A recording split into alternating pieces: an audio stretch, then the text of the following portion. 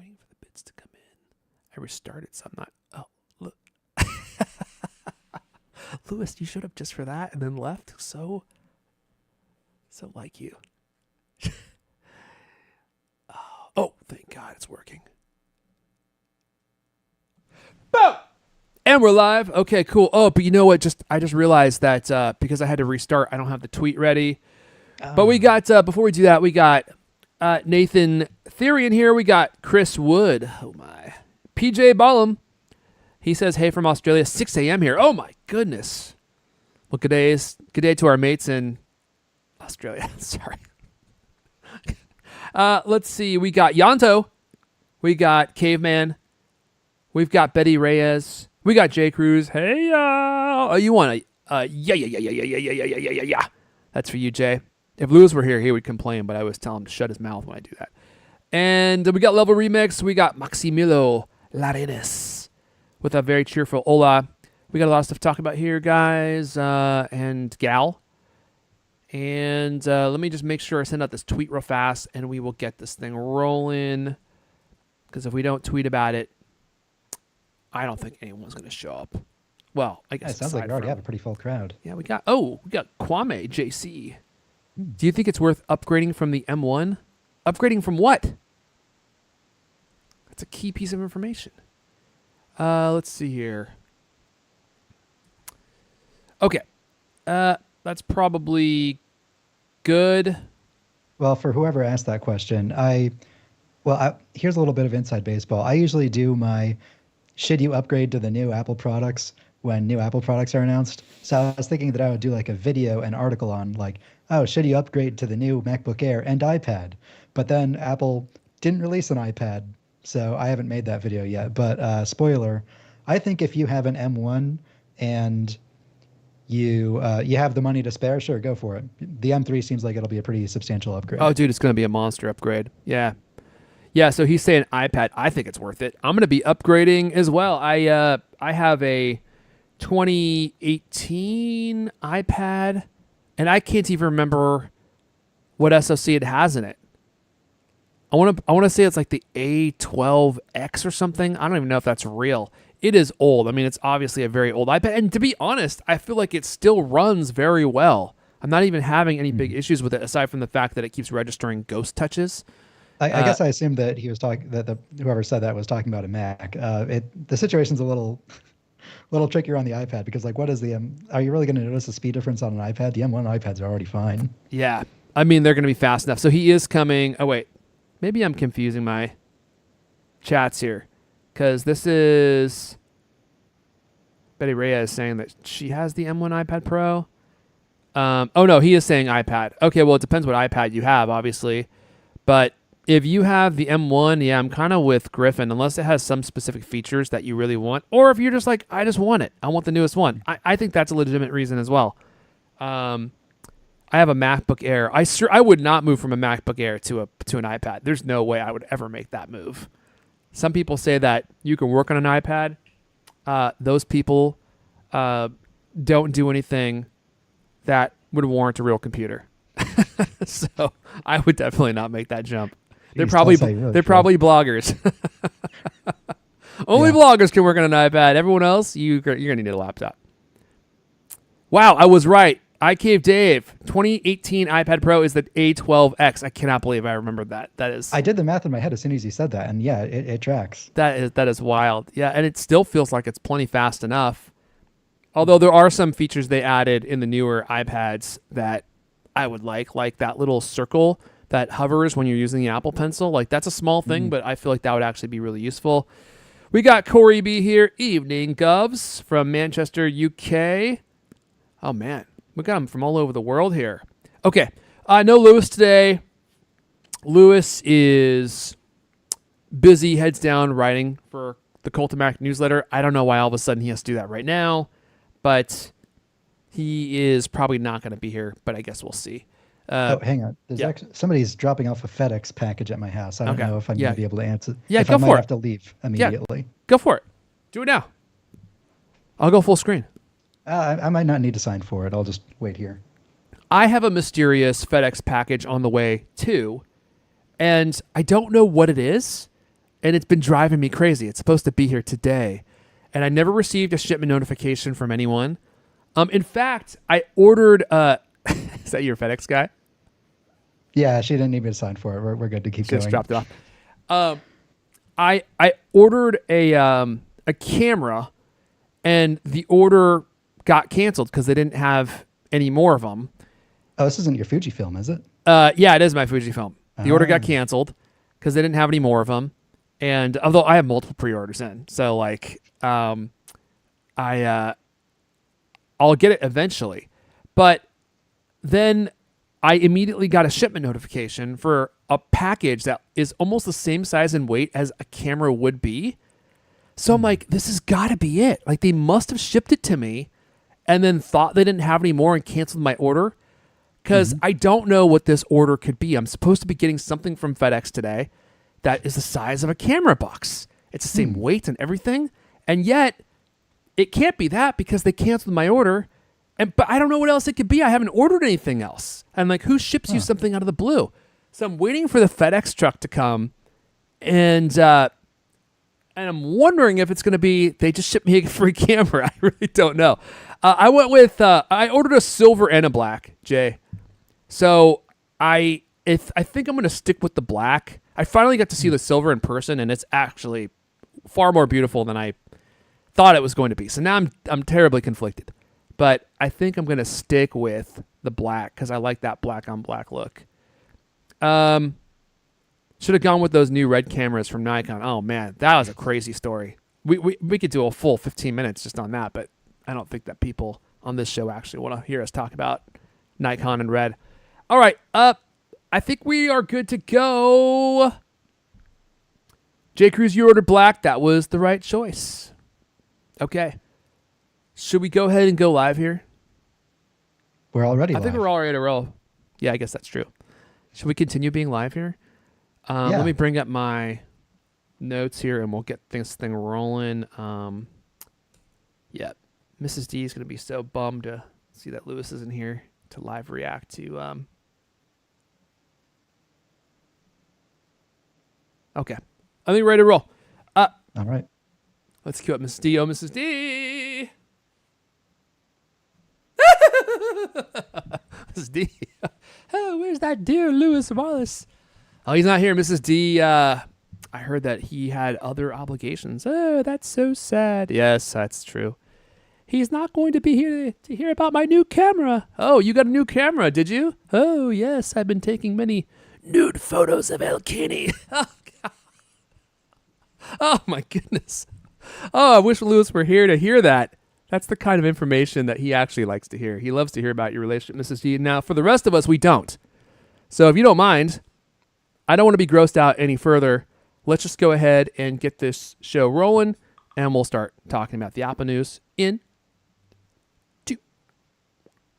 Hello, and welcome to CultCast POD 30+ minute Apple conversation you're going to hear all week long. I'm your host, Aaron Last, joining today.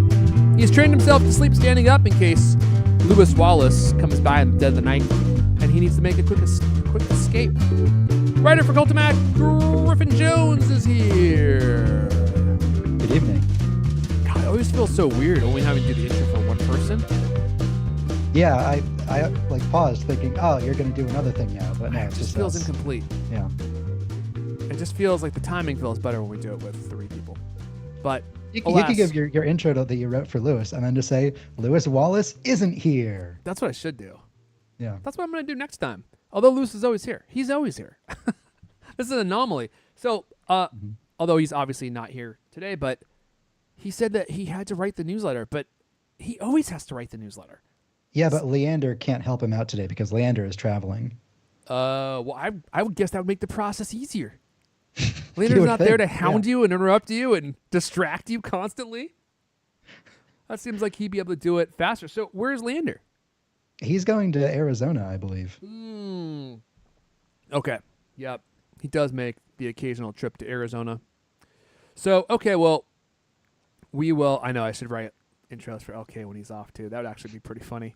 Not the same without Lewis. I agree with you, Steve. I mean, the podcast dynamic is so sensitive. You know, it's like one person leaves, it completely changes the feel of the podcast.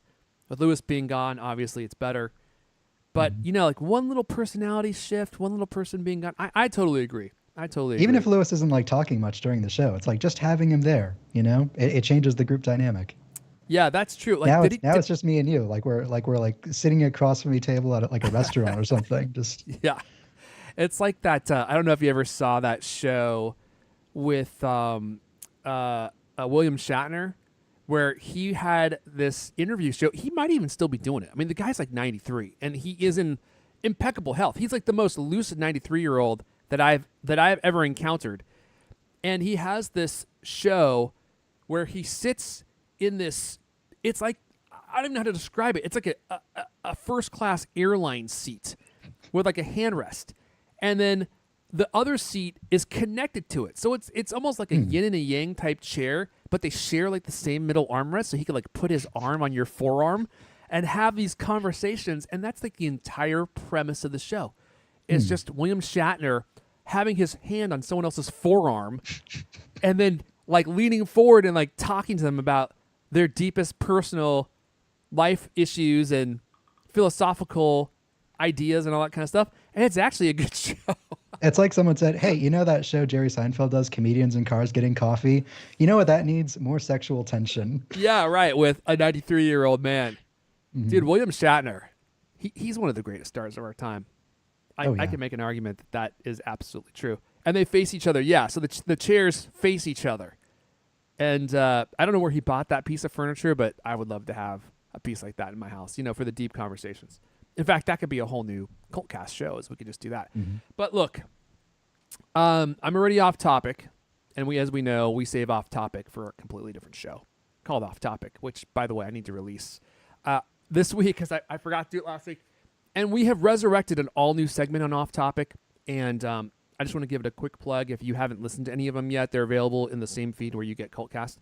And this week, we are resurrecting a feature. It's one of my favorite segments of all time. It's called Versus, which is a segment that I stole from another podcast called The Totally Rad Show, which is now defunct, sadly, where we use this website called Flickchart, which presents you 2 movies and 2 movie posters.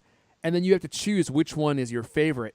And as you go through and make these decisions, you have tons of arguments over like which movie is better than another, which is super fun. And then also it will keep a record of which movies you liked best, and you will slowly build like your top 10, your top 20, your top 100 movies of all time. And it's a really fun segment. So it's tournament style. So like your favorites will then come back against each other the more we do it as well. That's true. And it gets harder and harder because the more you prioritize movies, the more it will pick movies from the top of your list and pit them against each other to figure out like where they go in your top 10. And it's painful because you'll end up with, Lewis and Griffin picking a movie which clearly should not be in the top 10, but it has to exist there because I don't know what you're of their poor taste in cinema.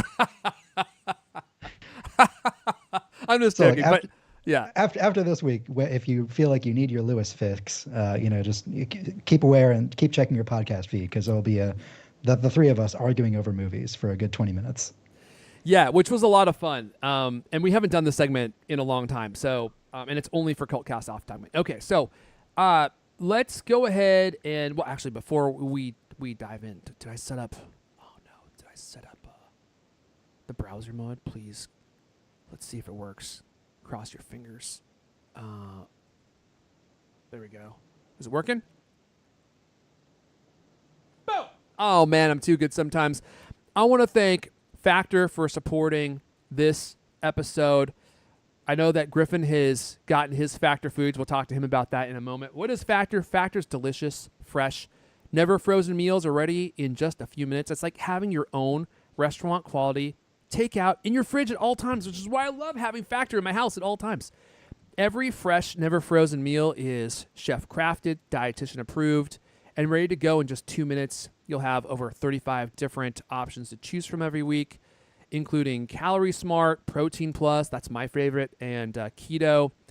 And it's like I said, it's like having a restaurant meal takeout just in your fridge that you just heat up. And because they're never frozen, like when you heat them up, they're still juicy and delicious. So I know that for the first time, Griffin's gotten Factor Foods. Griffin, what did you think? Honest opinions. I mean, it's really good. In fact, I would actually say that it's better than leftovers because these are foods that are designed to be microwaved within 2 minutes. Yeah. Like certain leftovers you get, like if you go to a Mexican restaurant or like if you get a burger, it's like, well, how do you heat that up again? Because you want the burger to be hot, but like you don't want to like microwave bread. That'd be terrible. All of these meals are like designed specifically for being microwaved, and you can do it on the stovetop too if you so choose if you don't have a microwave. But like they're all it's honestly like the fastest way to have lunch. If I want to take a lunch break, I could walk over to my kitchen, pop it in the microwave, and then I'm back at my desk if in like 10 or 15 minutes. It's super fast. Yeah, I love them, and they're all really just delicious. It's just really good food, and I don't have to say that because they're sponsoring the show. Like I love having Factor food in the house because it's easy, it's fast, and for me, like I get the Protein Plus meals, which is a big old hunk of meat with some vegetables. They're always super flavorful with great sauces. Like every meal tastes distinct and individual from another one. If you want to try it out, they give our audience a really great discount, and food's expensive these days, so definitely check it out if this sounds like something that you'd be into. Head to factormeals.com/CultCast50 and use code CultCast50. You'll get 50% off. That's code CultCast50, and that's the show name, CultCast, and then 50 at factormeals.com/CultCast50 to get 50% off. I love Factor Foods. I hope they just keep sending me meals. Because I will also say that it's really nice that you can, after you microwave them, you can put them on a separate plate if you want. But the thing is, you don't have to. So, if you don't have a dishwasher and you don't want to like leave a bunch of dirty dishes in your sink during lunch, all you got to do is like wash a fork or a spoon. And it's true. If you want to go true bachelor mode, I usually put them on plates because I'm not a total savage. But you know what? You don't have to. You can just literally leave them in the container that they come in and eat them out of that container. That's true. And then you won't have anything to clean up after that. Okay, where we're going to start here. Let's start with entry-level M3 MacBook Airs. I think that these new laptops are practically perfect. They are the best Airs ever. And there's only one small thing, maybe not small, that's missing that would make these the best laptop of all time for most people. But I'm getting ahead of myself. Griffin, I'll let you take it away. Yeah, well, previously with the M2 MacBook Airs, there were two small things that kept them behind. Another one was that on M2 Macs, with the base model of 256 gigabytes of storage, Apple used a single storage chip instead of two storage chips. So, on the 512 gigabyte and higher, it used two chips running in parallel, so you'd have really fast read and write speeds for storage. But if you had the base model, it would only read and write half as fast. And the M2 was actually a regression from the M1 MacBook Air before that, which also used two chips on the base model. And tests showed a decline in performance between like 30 and 50%, which is pretty significant. Yeah. But they fixed that on the entry-level M3 MacBook Air. As YouTuber Max Tech shows in his 13-inch MacBook Air with M3 teardown video, the new machine uses two 128 gigabyte storage chips. This ensures the SSD delivers better performance than the M2 model, with benchmarks indicating 33% faster write speeds and a whopping 82% faster read speeds. So this is a pretty significant upgrade. I personally don't think that like the read and write speeds was like the biggest problem with the old M2 MacBook Airs because people ordering the base model MacBook Air probably aren't the sort of people who are doing a lot of reading and writing gigabytes at a time, but it is nice that they fixed this, not least because, there's no longer any wiggle room for an outrage clickbait news cycle to complain about these new MacBook Airs. Well, there is one thing, Griffin. There is one thing, and it's still a money grab. If they would just ship these things with 16 gigs of RAM base, it would literally be the perfect laptop. And I think the only reason they don't is the same reason that they skimped with the SSD chips and only put one in is because it probably saves them like 25 cents per machine. And That's true. And TC, I heard, was like negotiating. I forget what the number was. But when he personally negotiates component prices, I heard they were they were quibbling over like the ninth decimal place, like for some of these Well, component parts. well, here's the thing. How much does it cost to upgrade from 8 GB to 16? Is it $100 or $200? I forget, but it's a lot of extra money. Now we got Because yeah, go for it. either way, if you buy it in the education store, you get $99 off. So you could consider that a free upgrade. Sure, you could do it that way. IKF Davis saying 8 gigabytes is enough. I don't know, man. I bought my wife the M1 base M1 MacBook Air, and that thing is constantly telling her that she needs to close applications because it's out of memory. So I don't know if it's the apps that she's using. I'm guessing it probably is. But I have literally never seen that message on a MacBook Pro in my life, and I've also never had 8 gigabytes of RAM. I think 16 in 2024 is the play.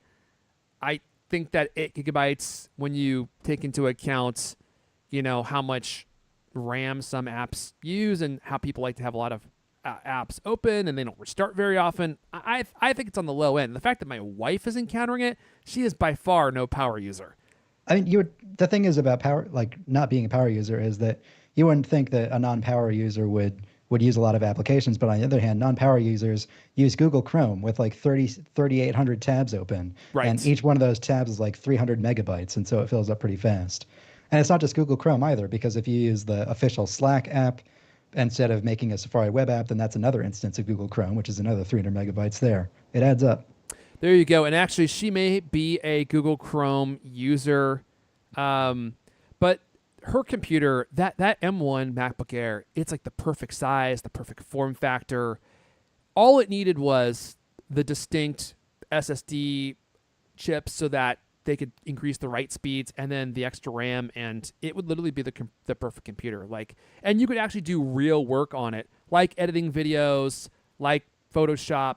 If they would just add extra RAM, the performance would be exactly where it needs to be. Of course, it's their entry-level computer, so I get it.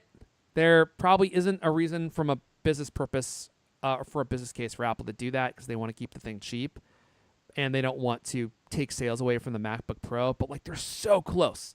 Like the 15-inch MacBook Air with 16 gigabytes of RAM and the dual SSD chips is kind of like the perfect computer for, I think, 95% of people, and would even steal sales away from the MacBook Pro if you're just doing light editing, video editing and stuff. But anyway, this is a huge a huge performance increase for the new MacBook Air, and I just want to give credit to MaxTech for being all over this issue in previous MacBook Airs, and I have no doubt that they're airing this as an issue on their YouTube channel is probably something that significantly contributed to Apple making the change, because they kept getting bad press, and it made them look so stingy that they were doing this, that I think eventually they're like, okay, we're going to get called out on this again.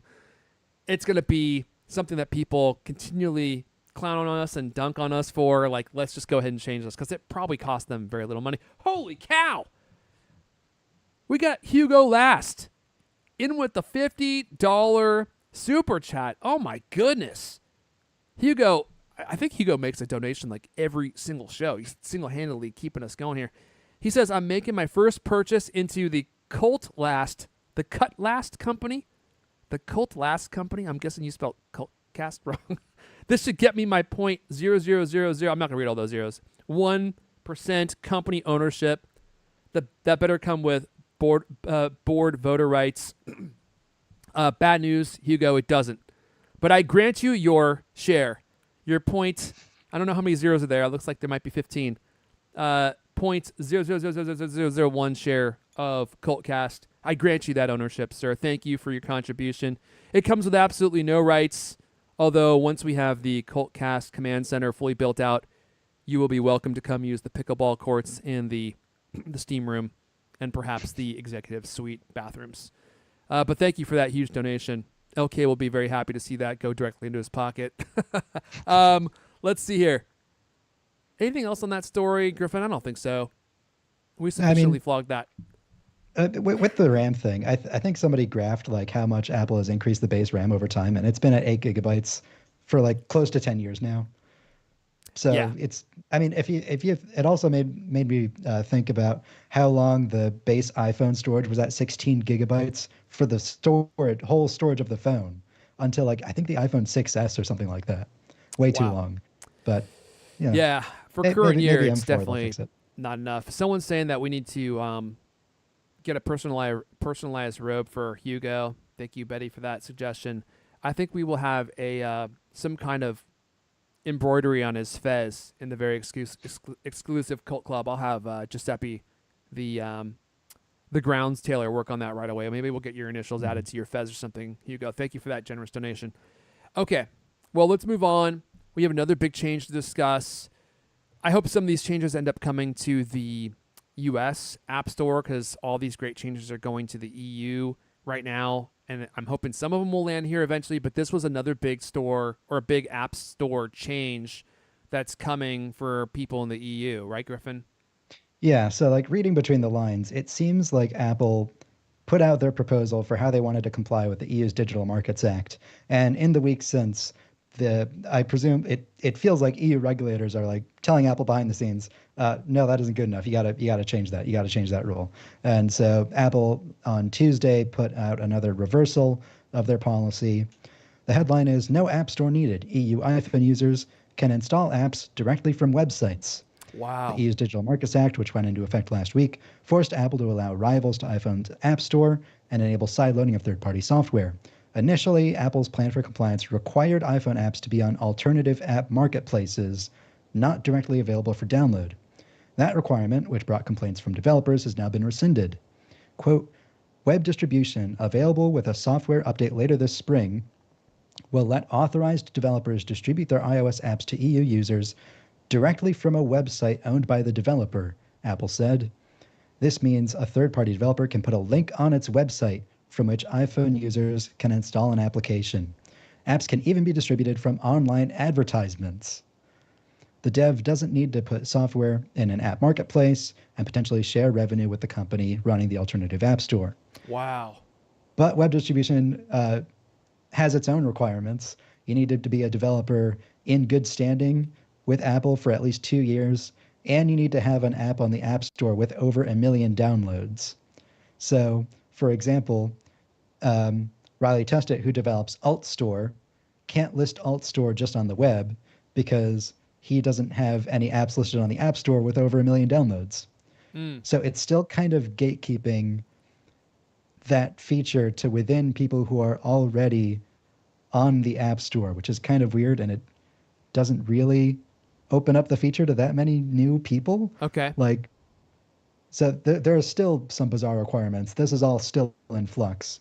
And from what we can tell, Apple hasn't officially rolled this into iOS yet, even in iOS 17.4, which is supposed to have DMA compliance in it.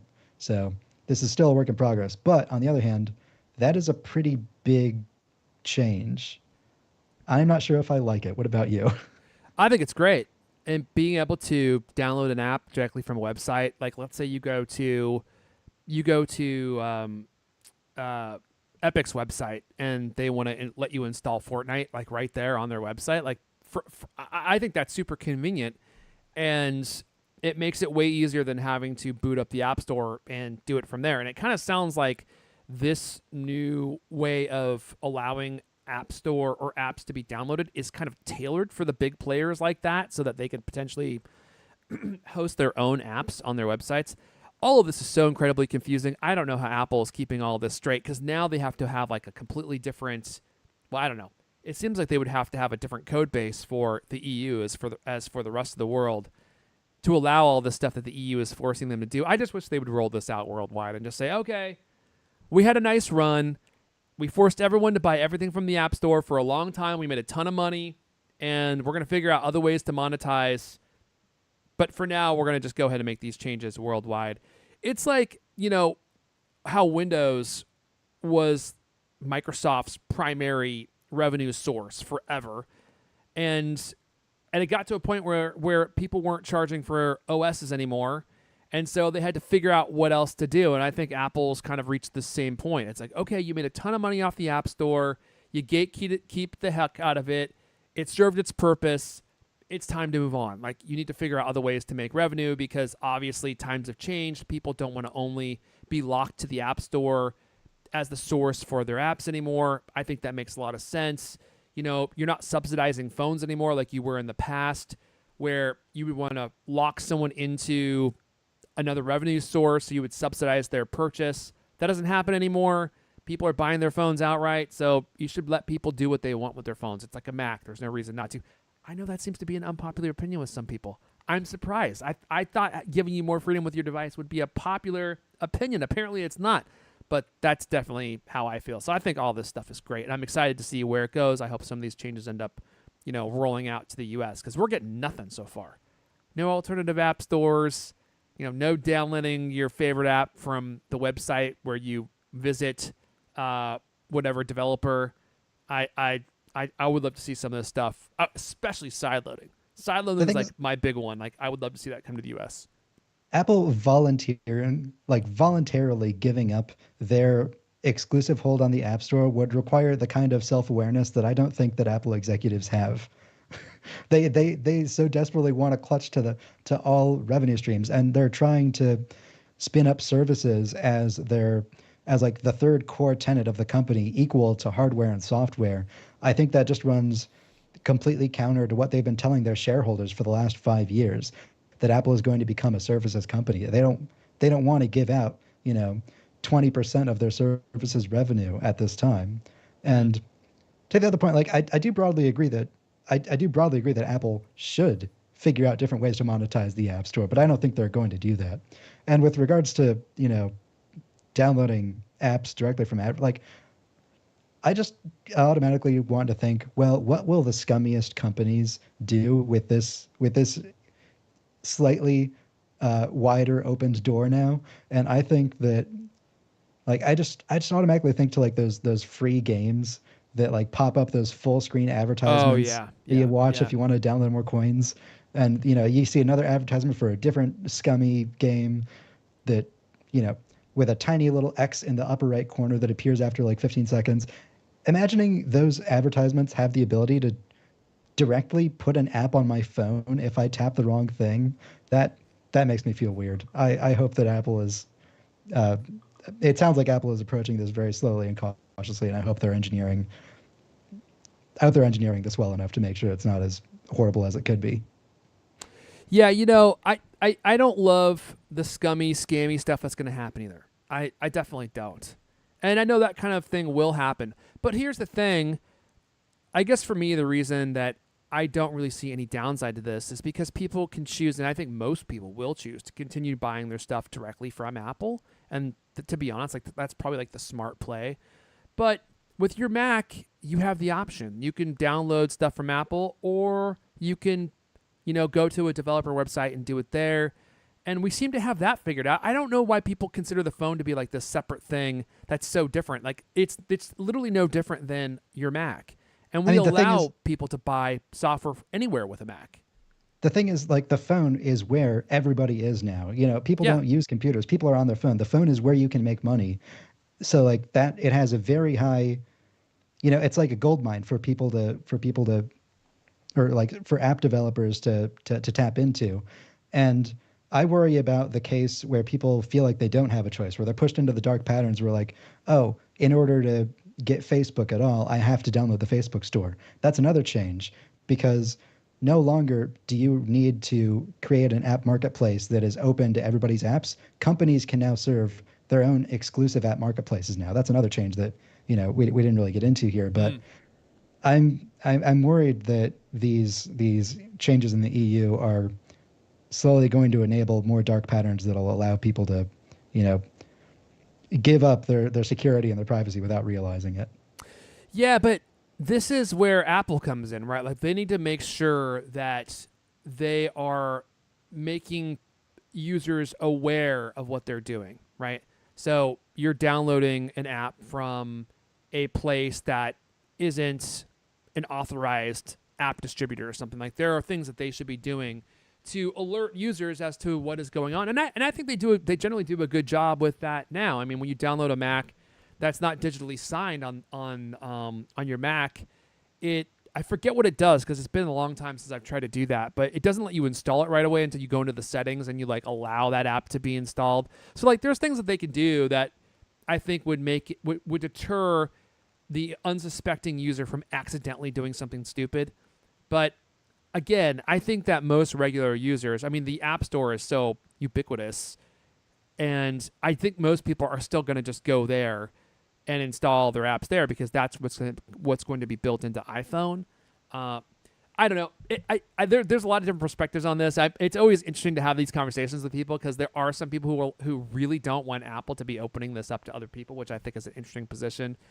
And it's always fun debating this, and actually the people in the chat are debating this right now. I could go through and read all your comments, but I don't want to spend 20 more minutes on this topic because I also want to talk about iPads. And they're right around the corner. And if you've been planning on getting one, you're going to want to probably buy the 11-inch at least right away because it's going to be, it seems like it might be sold out fairly quickly, just like it was with the new Fujifilm X100 VI, which I warned you all about. And hopefully if you wanted to buy that camera, you bought it right when it was released because now it's on like a 4-month back order. And people are having to buy them, off of eBay for like $2,400. Like they're marked up insanely. I mean, this camera is like bonkers. I can't believe. I mean, I pre-ordered in the first 2 minutes of it going live. My order was complete, and I haven't even received my camera yet. I mean, that's how bonkers this whole thing is. But before we do that, I do want to give a quick thanks to Notion for supporting this episode. I've been talking about Notion forever and how I've been using it to write notes. Super powerful. Notion combines your notes, docs, and projects into one place that's simple and beautifully designed. And the fully integrated Notion AI helps you work faster, write better, and think bigger, doing tasks that normally take you hours in just seconds. It's like Apple Notes, but supercharged. And one of the things I love about Notion is that it's cross-platform. I really, as much as I love the Apple apps, like I also have to work in the Windows space. It's just a fact of life for me. And I don't like that my Notes app is not something that is cross-platform because I hate typing on my phone. Like I'll type on my phone if I have to, but if I have to send a text message that's more than like one sentence, like I'll wait to do it on my Mac. And it's the same with notes. It's like I don't want to take notes on my iPhone. Like I want to take them on my Mac or on my PC. And guess what? I can't do that on my PC. Notion is cross-platform. It's available everywhere on every device that you have. And it does a lot of stuff that the Notes app just can't even touch. Like you can use it to manage projects. You can use it to brainstorm ideas. You give it prompts and it will, boom, fill out like a whole paragraph of ideas for you. It will write copy for you. You can use it to summarize your notes. You can use it to change your copy into other languages. You can use it to change the tone of the writing that you have, make it more confident. Or they have all these other attributes, and you can like tell it exactly what the tone you want that you're going for, and it will just change all the text. I mean, it's unbelievable what AI will do for you. And it does all of this right within the app itself. Like you don't have to go out and use some other generative AI engine. Like it all just exists right there. You can just trigger the prompt, tell it what you want to do, go back and forth. And it's crazy accurate. Like in the past, I've read examples of what it wrote about us as a CultCast promo. And it was like no joke. It was better than the actual copy that we had received from a person. And it knew who we were. It knew what the show was. It knew like nuanced aspects of the show, like that the show is like kind of comedic in nature. Like it just knew things about us, and it saves you a ton of time. So if you're someone that writes a lot, or if you are writing copy, if you're trying to track your projects, do all this stuff all in the same place, if you use Apple Notes a lot, I would definitely give this a shot. You can try Notion for free when you go to notion.com/cultcast. That's all lowercase letters, notion.com/cultcast to try the powerful, easy to use Notion AI today. And when you use our link, you're supporting our show, which we appreciate. Notion.com/cultcast. Thanks to Notion for supporting the episode. Okay, let's talk about iPads. I'm super excited about the new iPads, the new iPad Pros especially. I'm probably going to be upgrading to the new 11-inch iPad Pro with the OLED screen. I'm excited to see what else is included with the new iPad. I think it's probably going to be overkill for most of us, including myself. Like, they keep making the iPad more and more powerful. The idea of having an M3 chip in an iPad Pro is so OP. Like, what could you possibly do with an iPad that would even make it come close to breaking a sweat? Like, absolutely nothing. Maybe if you're using Final Cut Pro on it, maybe. But I'm not trying to edit on an iPad. I like editing on my MacBook Pro. But regardless, so these things are right around the corner. In fact, I would imagine by next week we will have these released. Gurman says they're supposed to be coming out this month. I won't belabor you all with all the details again because we've talked about this so many times in past shows. I'll just suffice it to say that we're expecting 2 new iPad Pros with OLED screens, and then a 10.9-inch iPad, and then a 12.9-inch iPad, but a regular iPad. Right. Yeah. So these should be coming out sometime next week, and according to the story, I don't know if I even believe this, but this is what the story is saying, that they are expecting shortages for the displays for the 11-inch iPad Pro, and production is significantly behind the 12.9-inch iPad model. Samsung is currently the sole supplier for the screen. LG will start production of their 11.1-inch OLED panels later this month, which should help ease supply issues. But in the meantime, when this thing launches, if you want one, you're probably going to want to buy it right away, because if you wait, you may not end up getting one for a while. I feel like this happens every single time a new device comes out. I don't know if this is Apple's genius marketing at work here to create artificial demand. That's kind of what I think. That's a conspiracy theory, but I don't know. I guess time will tell. I'll also point out that I noticed for the first time, let's see here, for the first time since they've been released, now maybe I missed it, but the most powerful MacBook Pros, the M3 MacBook Pros, have finally landed on the Apple refurbished store. Oh, really? And they're 15% off, man. Let's see if they have any left. I was looking at this last night, and they might be out. Let's see. No, they still have some. 16-core CPU, 40-core GPU. They still got some of them available. You can tell because they're the ones with the black Last week you were screen. saying that if they had any of them, you'd just be buying a computer. Yeah, well, I came close. But I was like, I stopped myself. I was like, look, my M1 Max MacBook Pro is still more powerful than I need. So, and I'm not doing very much video editing these days, sadly. So I don't really stress out my computer at all. But if I were going to be getting one, let's see here, I'd probably be getting this one. Oh yeah, this is the one. 48 gigabytes of memory, 2 terabytes of SSD. I think this computer normally sells for $4,400, brand new, $3,739 in. Let's see if you still feel store. the same way between like the few hours after you divest your Apple stock and before you invested in Nvidia. Yeah, no kidding. Well, For a brief moment, when you'll have the $170,000, you might slip. How's my Apple stock doing today? Oh my goodness, I'm telling you, man, it's down over the last 3 months, the last 6 months, year to date. It's down. The last year, okay, well, it's up over the last year, but not by much. Let's look at Nvidia. Oh, I don't even want to look.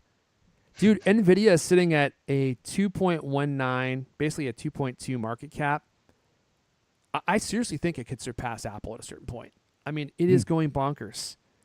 Although, who knows? I mean, I'm no Nostradamus, but everyone's using Nvidia for all the AI stuff. And so I just see almost unlimited potential for Nvidia. Now, look, don't take your stock advice from me because I like to buy high, sell low.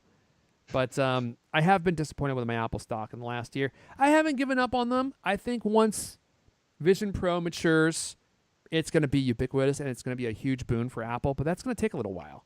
But until that happens, like, they just aren't doing anything that would warrant a big, crazy stock jump, in my opinion. They have to have like some big new market category that they could dominate in order for the stock to really jump up that much. But they also are just an excellent company. I think eventually the stock will just keep creeping up. It may not skyrocket like NVIDIA has. But time will tell. That's a complete tangent that we don't need to go down. So if you are looking to get a new iPad, like I said, keep your eyes on next week. I think these will probably be released. They could even be released before this whole week is ended. And then next week when they come out, if you want one, better act fast. And in the meantime, if you want a refurbished MacBook Pro M3 Max, this is the first time I've seen these on the store. You get 15% off. It's a great deal. If you know someone that works for Apple, they can get you an additional 13% or 15% off this machine, which gives you a total of 30% off. That is the absolute best discount that you can get, unless you're an Apple Store employee. I think every 2 years they give them an additional discount of like $500 or $600 that they can use on a device of their choice, and maybe that might bring this price lower. But this, if you have this with an Apple employee discount of 15%, like that would be like the absolute best discount that you can get on one of these machines, unless you're just straight up Tim Cook and you can And I just will go also into say the that storehouse. if you're in the Cult Club, I posted a deal that was, I guess you don't have to be in the Cult Club because this was also posted on Cult of Mac, but there was also, if you want it new instead of refurbished for some reason, I think today they're like $250 off the 16 M3 Max configuration as well. Yeah. That's pretty good. I mean, the refurbished deals are such good deals. I have to admit though, like this one is space black. I saw the space black in person. Don't love it. Don't love the space black. I like the space gray computers more. But for this generation, I think I would actually prefer silver. Like it's just too dark for my liking. I think the space gray is kind of perfect, that medium gray, and this one was just a little too dark. But you know, that's personal preference. Okay. I've always liked the raw silver look myself. I have too. And I used to get silver for a long time, and I took a chance on the space gray and actually really loved the space gray. So yeah, I know Betty Reyes loves the space black. Yep, a lot of people do. It's just one of those things. You know, it's just personal taste. Which is funny because people always comment that all my clothes are black. Like my entire wardrobe now is just all black stuff. I wasn't even trying to do that. It just somehow happened over time. And I wear this jacket all the time on the show, especially. It's like, it's black. Like, I just love wearing black things. And then, the laptop, I'm like, nah, not trying to do a black laptop. Okay, let's talk about CarPlay, shall we? Let's take a diversion here. So I saw this story from Mac Rumors, and I was like, this is actually a really good summary of what we can expect from CarPlay, which is right around the corner, and CarPlay version 2. And I don't know how many of you are interested in CarPlay, so I'll do this just briefly. But Apple 2 years ago showed off their next generation CarPlay. That was at WWDC 2022, and no vehicles have it yet. So I don't know what's taking so long, but I wanted to do a quick recap of what you can expect. So there were a lot of automakers that were committed to integrating CarPlay, which I think it should be all of them. If they were smart, they would just let Apple take over their interior infotainment systems and heads-up displays and everything, because Apple does this so well. And most car manufacturers do this so incredibly poorly. Like, it just seems like a great partnership. Acura, Audi, Ford, Honda, Infiniti, Jaguar, Land Rover, Lincoln, Mercedes-Benz. Well, isn't Lincoln part of GM? Lincoln's part of Ford. Lincoln's part a of lot Ford. of these Okay. a lot of these are conglomerates, like Okay. Jaguar, Land Rover, they're the same. Yeah. You know, Nissan, Infiniti, a few on this list. So we got Mercedes, Nissan, Polestar, Porsche, Renault, and Volvo. Volvo are all the car manufacturers that were committed. We're not sure if that list has changed. That was at the time when they made the announcement. But here are the new features that you can expect. So the beautiful iPhone-like instrument cluster integration. So imagine your speedometer and the information behind your steering wheel just being a big, beautiful display powered by CarPlay. There are also new climate controls, so being able to control climate from your car. There's multi-display support, so you can have multiple displays all being driven by CarPlay. So essentially it takes over all the screens in your car for the most part. There's widgets just like on your phone that show you a variety of information, current trip, your calendar, air quality, different clocks and stuff like those great widgets that you have on your iPad and your iPhone. Those are available in CarPlay. They have a new FM radio app. I didn't even know that people still listen to FM radio. Is that still even a thing? I guess so. Who listens to the radio, man? The entire radio industry is like nothing but ads these days. And every once in a while, they'll play you a bad song. It's baffling to me that people listen to radio, but there you go. In iOS 17.4, it included some hidden code-level references to 8 new CarPlay apps that may also be something that end up in the next version of CarPlay. So auto settings, this app will let you manage paired iPhones and adjust vehicle settings. That would be cool. Car camera, this app will display the vehicle's rear view camera feed. It's interesting. Charge for electric vehicles, obviously. This app will display battery level, charging status, time remaining until the battery is fully charged, and more. There's the climate app that lets you see and control the vehicle's climate. Closures, this app will display if any of the vehicle's doors are opened. It might also display vehicle warning symbols. Media will provide access to AM and FM radio station controls within CarPlay, along with other media options like SiriusXM. Tire pressure, this app will display. That would actually be super useful. I'm a tire pressure hawk, man. Like, I'm always going out there and checking my tire pressure because it drastically affects your gas mileage. Like, I heard that if you're off by like as little as like 10% on your tire pressure, like your gas mileage seriously suffers. So I'm always watching that. But the tire pressure app will display air pressure for each of the tire's vehicles, provide low pressure, high pressure, and flat tire warnings. And then trips, the app will provide a variety of driving-related data, including the vehicle's average speed, fuel efficiency, energy efficiency, total time elapsed, distance traveled, so on, so forth, into eternity. And there's a bunch of great pictures in this story as well. If you're interested in seeing what these new CarPlay displays might look like, didn't Tim Cook recently participate in like the launch of a new Porsche or something? Did you hear anything about this story? Yeah. I watched. There was a Porsche media event, and I guess they do theirs kind of similar to Apple's, where it's a pre-recorded video. And Tim Cook had a little, like, several minute long cameo. Yeah, that's interesting. It's some incredibly awkward scripted dialogue because, really? Of course, neither of them are actors. Like, yeah. if it's a pre-recorded video, they should know better than to like have, oh, hello, Tim, how are you? And so, wow. Because they can't actually feign surprise. They're not capable of human emotion. They're CEOs, That is hilarious. They must have worked that into like the CarPlay agreement. Like, they're like, okay, we'll support CarPlay, but you got to help us promote it in some way. And now that Apple isn't making an Apple car, TC is free to actually drive competitors' cars and stuff. They weren't even talking about CarPlay. They were talking about like the new Porsche Taycan. And because apparently they use like Vision, like Porsche engineers were using Vision Pro for something or other. And so Tim Cook was talking about Vision Pro like awkwardly for a few minutes. That's hilarious. I haven't watched the video yet. I just saw that people were talking about it, and I was like, I got to go hunt this thing down and watch it. That must have been painful. Yeah, I'll put a link to it in the show notes. Okay, that'd be great. Yeah, I'm sure. Tim Cook, like, as much as I love him, being natural in an interview situation is not amongst his strengths. I'm sure negotiating down to the ninth decimal point, there's probably no one better. But doing keynotes and interviews and stuff, that was definitely more Steve Jobs style. But that's pretty funny. All right, let's see here. What else do we got? I guess we just have one story left. Yeah, let's talk about how to pay with an Apple Cash card number. And this is like a temporary number that you can create, right? Yeah. So in case you're confused, because there's a lot of Apple products with incredibly similar names, Apple Cash is when someone sends you money through iMessage.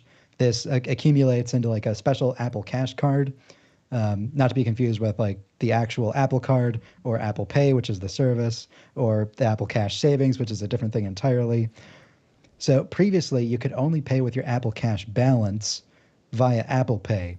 If you go up to like a wireless payment terminal, then you can use it there, or you could transfer it to your bank. But now you can tie your Apple Cash to a virtual card number to buy something online without Apple Pay. Just entering in a credit card number. You can create a temporary credit card number. So first you need to update to iOS 17.4. Then you open up the Wallet app and you tap on your Apple Cash card. And you should see a banner that says, set up your card number. But Otherwise, you can hit the three dots menu in the upper corner and tap on card number. Then you hit set up virtual card number at the top of the screen. You authenticate with Face ID, whatever. And then once you have that set up, when you're in Safari, you go to enter in your credit card number, and you'll see like the special, like, number pad keyboard with like a row of saved credit card info in there. You scroll all the way to the end where you'll see Apple Cash, and you just tap on that, and it'll autofill the temporary Apple Cash card number. You can also find this inside the Wallet app and copy and paste it. But the neat thing is that it's super easy to throw the card number away and get a new one. From the Wallet app, you can just tap request new card number, and it'll just give you a new one immediately. And it generates a new security code automatically every time you autofill the card number. Nice. And it expires 24 hours afterwards. So you don't have to worry about somebody like stealing your credit card info or anything like that. So really, if you want to buy stuff anonymously online, this is a great way to do it, because your bank won't have a record of the purchase, and the purchase history is saved locally to your iPhone. Oh, wow. So you could use this on Silk Road, you're telling me. Great way to make your purchases on Silk Road. I would never endorse such a service like that. Well, Leander Caney, he has, and he probably will in a future Cult of Mac story. So this is cool. There's so many great features of the Apple Card. I talked last week about how I stopped using it because it doesn't integrate with any of the financial services applications that just track your spending. Well, to be clear, this isn't related to the Apple Card. This is a separate thing entirely. Oh, but I thought it does use your Apple Card for the purchases though, right?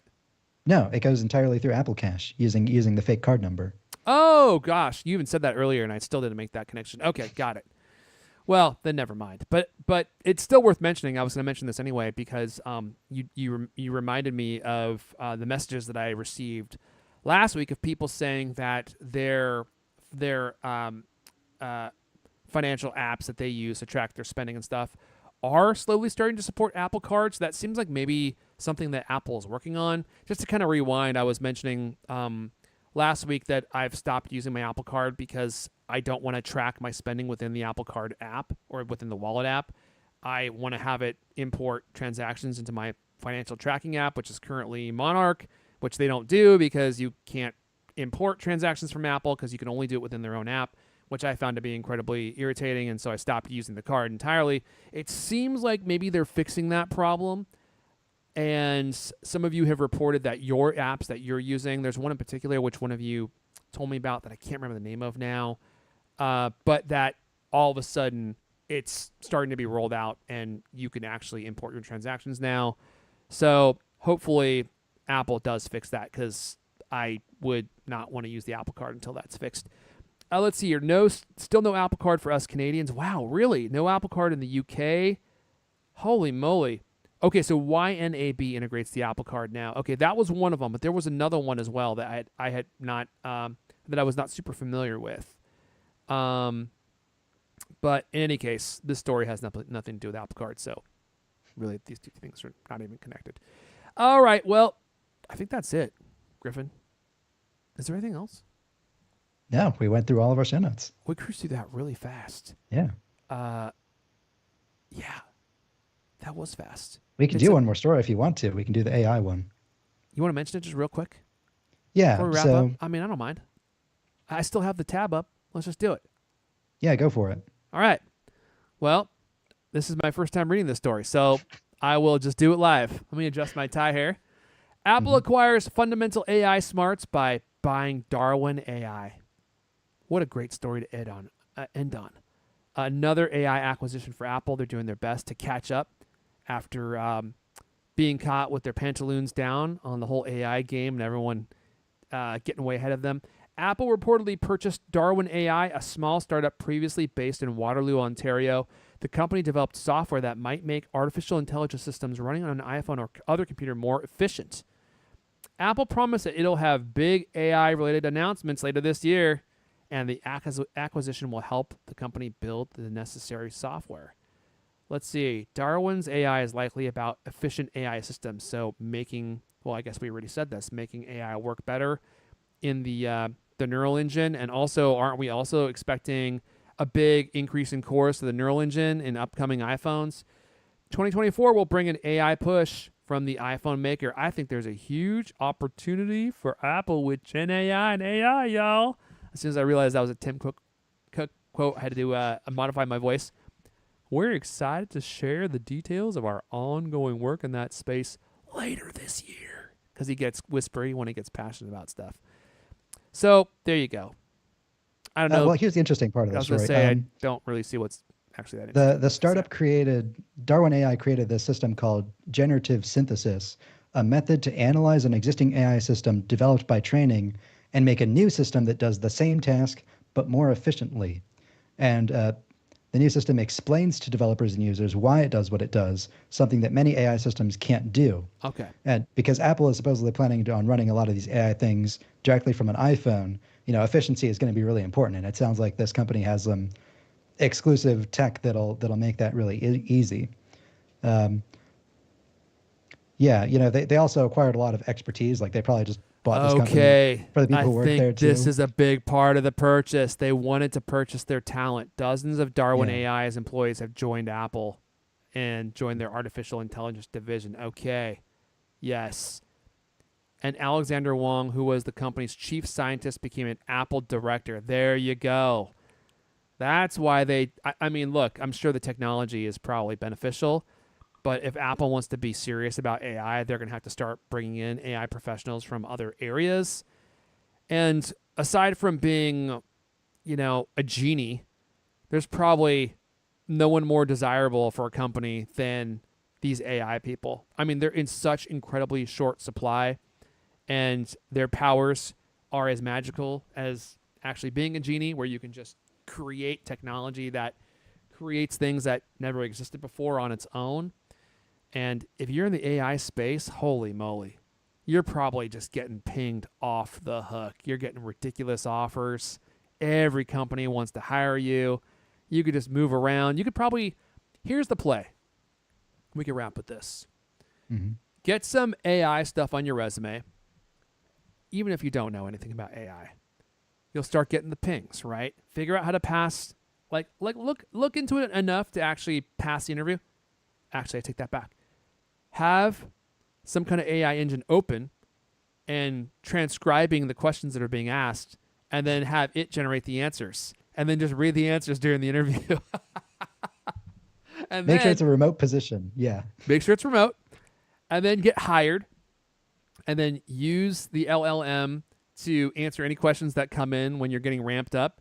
And after 8 months, start looking for another job because now you have the AI position on your resume, and then just go somewhere else and do the same thing. And every, new position, you'll increase your pay by 100%, and you'll do absolutely nothing in 5 or 6 years, but you'll be like a director of artificial intelligence at Google or something, and you'll never have actually done any work because you'll be in such high demand that you get to leave before they realize that you actually don't know anything. That's the retirement plan right there. That's it. That's my contribution to all of you for this week. But we're going to go ahead and wrap it up there. That's all the CultCast we have for you guys this week. But you know what? There's an all-new CultCast Off Topic coming out later today. So there'll be a little bit more CultCast to enjoy. This has been the CultCast, the best 30-plus minute Apple conversation you're going to hear all week long. New episodes of the CultCast come out every Thursday night. I want to thank everyone for listening and for hanging out live. Kind of a short show this week. There's not actually that much to talk about. We appreciate all of you listening, and we'll see you guys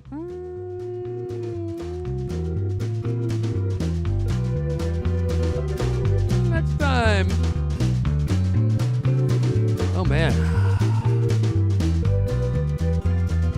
That's it. I have nothing. Well, this is usually where Lewis makes some witty comment, but he's not here.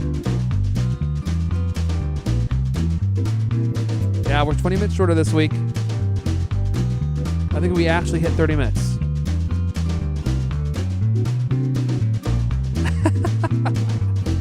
It's going to be so much better.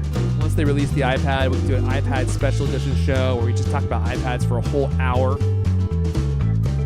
People will definitely want to listen to that show. All right, everyone. Well, hopefully you're...